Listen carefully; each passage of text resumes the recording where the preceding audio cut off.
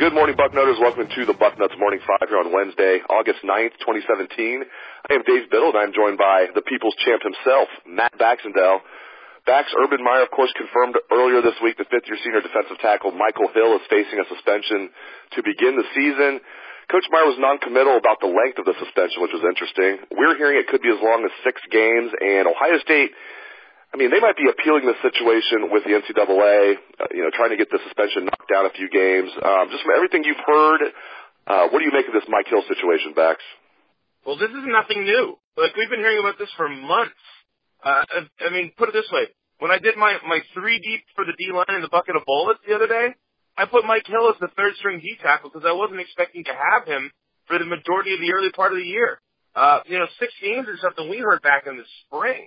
And it's interesting because you had asked Urban about this, right? And he said that he doesn't know how long the suspension is yet. Well, the only thing that tells us is that Urban's not the one who's putting the suspension in place. I don't know if Mike Hill maybe tested positive for weed or something at the national title game or something like that, and that's why there's someone else enforcing a suspension here. But this isn't new. Maybe the semifinals are not the national championship game, but go ahead. Well, let's pretend that Fiesta will never happen. I can keep blacking it out in my memory, right? But yeah, this is not new. This is something that we had heard about months ago. I think it was during spring football we heard about this originally. So, the 6-game number has kind of been just written down in pencil in the back of my head. And guess what? That means he's back for Nebraska and Penn State, and that's fine. Because you look at the first half of the schedule, and the only game that we're going to quote-unquote need him for is Oklahoma. And, with the depth OSU has in the D-line, they're going to probably be all right. But, it sucks that you're losing a guy in Mike Hill who has, 16 career starts or something like that. But this isn't news, This is expected at this point. That's a good point. It would have been news if Urban Meyer would have said, no, he's not facing any suspension, and he's going to be good to go for Indiana. We've been like, well, we've been hearing for months that he's definitely going to be out for the start of the season, maybe as much as half of the regular season. So you're right, but it was the first time that anybody at Ohio State confirmed that Michael Hill is facing a suspension or was actually suspended. So it's going to be interesting to see what happens. I wonder if, again, my gut tells me Ohio State is appealing this with the NCAA if this is an NCAA situation because otherwise they would know what the deal was, and I think Urban Meyer probably would have told us this is how many games it is if they knew for sure. So I think probably it is a situation where he's facing 6 games, if I had to guess, and they're trying to appeal it down because they don't feel like the punishment fits the crime. Again, this is just conjecture on my part, but my gut tells me pretty strong that's what's going on. Sticking with D-tackle backs, if Michael Hill has to miss 6 games, he'll be back for the Penn State game, be back for the stretch run. He'll miss Oklahoma in the first 6 games, obviously, so that's not a good thing. But, hey, it keeps him fresh for the stretch run, get him back for Penn State. Your thoughts on that, and also your thoughts on just the depth at defensive tackle. Do you feel good about Ohio State's depth at D-tackle? Yeah, we're fine, especially if Tracy Sprinkle comes back at full speed. He's a guy we didn't even have last season in all practicality, considering he got hurt in the first game. So, you've got all these young guys last year that we were all worried about, like guys like Landers, Draymond Jones and that group. Well, guess what? They kind of proved themselves last year. There's some pretty decent players, Devon Hamilton, and you've got a young guy like, Malik Barrow, and, of course in the pass rush situations, you're going to slide guys like Bosa and Hubbard down or whatever. You've got options at D-tackle. You've got good pieces at D-tackle. And for the first half of the year, we're essentially switching Tracy Sprinkle in for Mike Hill. That's the practicality on the depth chart compared to last year, because everybody came back. So this is still a great D-line.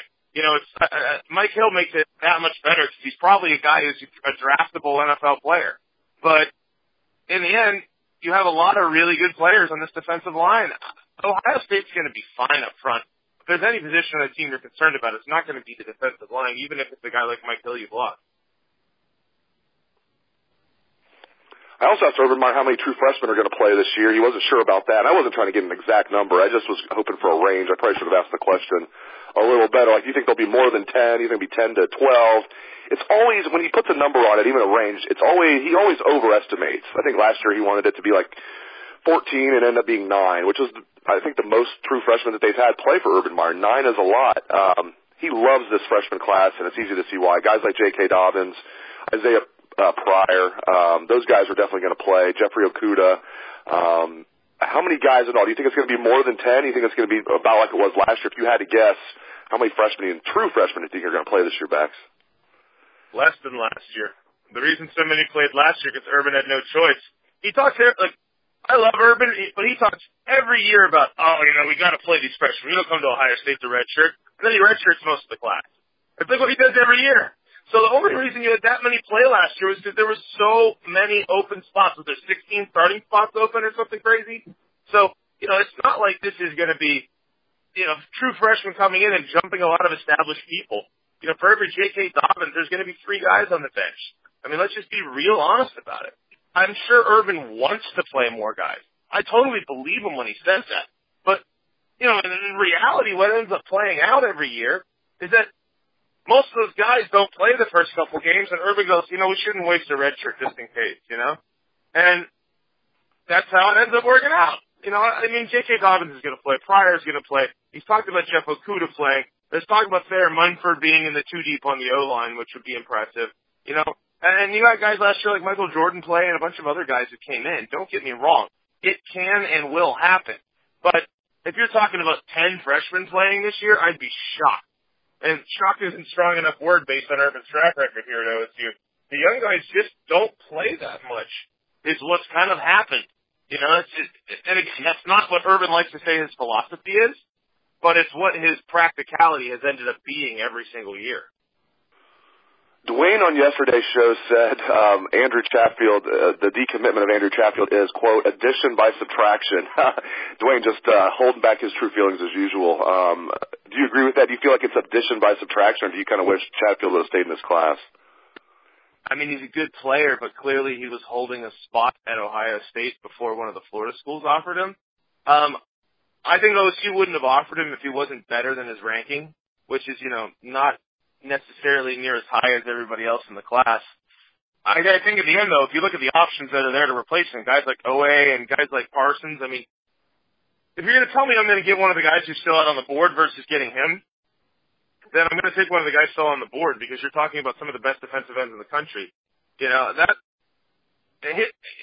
thing with Chatfield is that, yes, he's a good player, but by the standard of player that OSU has been recruiting and is still potentially planning on bringing in for finishing up this year's class, he's towards the bottom of the list on potential and in terms of athleticism. And, Dwayne's right, it's addition by subtraction so long as the Buckeyes get somebody to replace him. But in the end, what the kid pretty transparently was doing was, I got an offer from Ohio State, I better take that. But if one of the big Florida schools offers, I'll probably turn around and just stay home. So if that's how he really felt, then he probably was going to be the kind of kid who maybe didn't make it here in the first place. So, that's kind of my honest take on it is if you're getting one of the kids out of state, they can't be tied down to being to their home state. If you're going to get a kid from Florida, he has to want to come up to Ohio. He doesn't, come up to Ohio and say, well, I really would have loved to have gone to Miami, but, I'm in Ohio now. And then if things go sour, they leave in a year anyways. So, I'm perfectly fine knowing how this played out, that the kid never made it to Columbus. And that's not a knock on the kid, and I hope he does well at Florida wherever he ends up at. But the practicality is that if he was that much of a Florida guy, he should never have committed to Ohio State in the first place.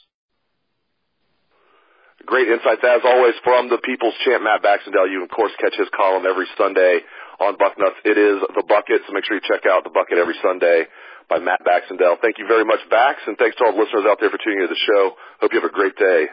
Let's hear that Buckeye swag, best damn band in the land.